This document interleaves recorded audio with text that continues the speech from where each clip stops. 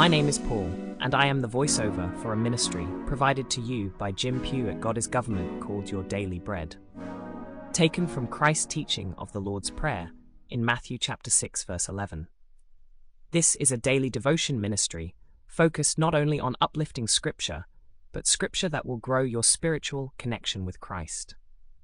We hope that you receive these devotions to uplift you, encourage you, but most importantly, advance your knowledge base of the Holy Scriptures.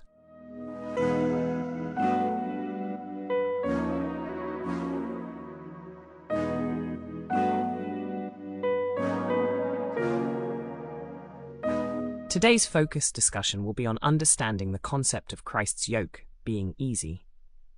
Many of us have been taught from formal education and our pastors that yoke in biblical context is called a spiritual yoke that has a strong hold on the progress of our lives. Spiritual yokes can be anything that has influence or a hold over us negatively. A yoke in the spiritual sense can prevent us from achieving our destiny. What we see from this definition is something negative about our life or condition of life. However, when we study the word yoke from its original text translation, we find that yoke means something entirely different. The book of Matthew was written in Greek. In Greek, the word yoke is the word zygos. In Greek, the word zygos means balancing the scales, a coupling, a submission, a burden. In using the first used condition for word meaning, we find that yoke was first used in Genesis 27:40 NKJV. And by thy sword shalt thou live, and shalt serve thy brother. And it shall come to pass, when thou shalt have the dominion, that thou shalt break his yoke from off thy neck. What we find in this scripture is that the original text in Hebrew used yoke as zygoma. So, we find that the Greek usage of the word in Matthew has the same root of the Hebrew word in Genesis. Therefore, we can conclude that the word yoke is a burden.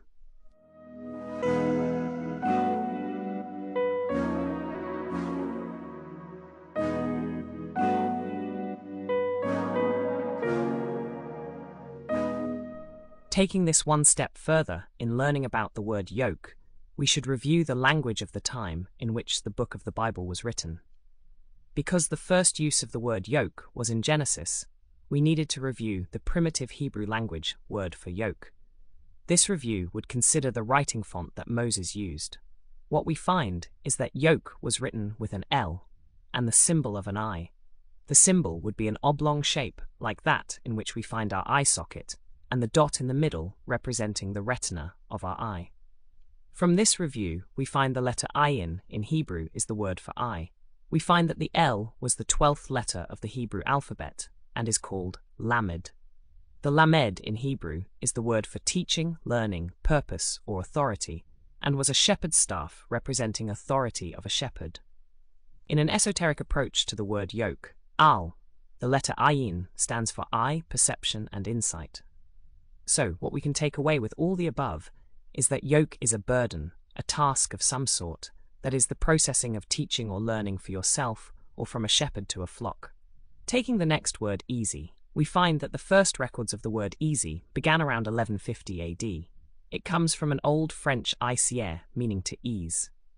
Because the word easy is the translated word from the Greek in Matthew, we need to see what the definition in Greek is.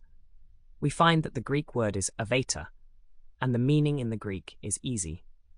So we can determine that the translation from Greek to English, the meaning has not been lost in the translation itself. So we have, in Matthew 11:30, the first part of the passage is telling us that Jesus' yoke, assignment, is easy, simple. In order to relate the first part of the passage to the last part, we need to find out what we are being told in the first part. In order to determine the message, we must look at the words in the root word context. We have already covered the word yoke above, but the root word for easy is ease. So let us break this down.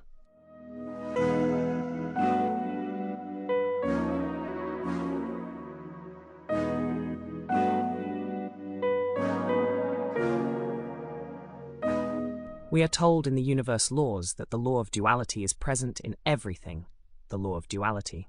Basically, the definition here is that in everything there is an opposite.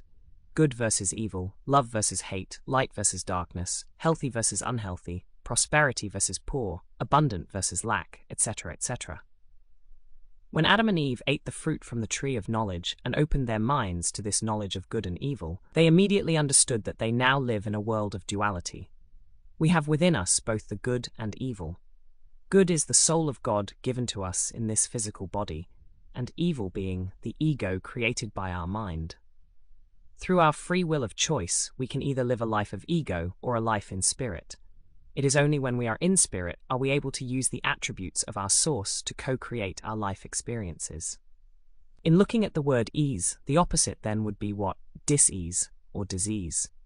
What we find in English, the word disease can be defined as a disorder of structure or function in a human. So what was Jesus really telling us in the first part of the passage? Jesus is telling us that his teaching, or opening the eyes of humanity, Yoke, is disease for humanity. Thank you for joining us in this exploration and understanding of Christ. Yoke is easy. Until next time, remember to keep the faith, stay strong, and continue to shine your light in the world. To hear these daily devotions of your daily bread, please log on to goddessgovernment.com. Goodbye, and may your faith always lead the way.